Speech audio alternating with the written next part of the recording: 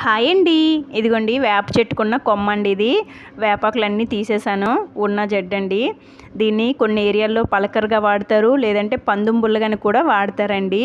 ఇది నేను మంత్లీ ఒకసారైనా ఇంట్లో ఇస్తానండి మా అబ్బాయికి. నేను చిన్నప్పుడు దీన్నే బ్రష్గా చేశాను అని చెప్తే తను కూడా ట్రై చేస్తాను అంటాడండి.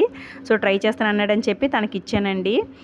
అండ్ చూడండి, మన పూర్వీకులు కూడా వీటినే బ్రష్లుగా వాడేవాళ్ళు. అందుకనేమో వాళ్ళకి 70 ఇయర్స్ వచ్చిన టీత్ క్యావిటీస్ కానీ, పళ్ళు త్వరగా ఊడిపోవడం కానీ ఉండదేమో. కానీ ఇప్పుడు మనకి 20 ఏళ్ళకే క్యావిటీ టీత్ అన్నీ వచ్చేస్తున్నాయండి ఈ బ్రష్లు వాడడం వల్ల అనుకుంటా.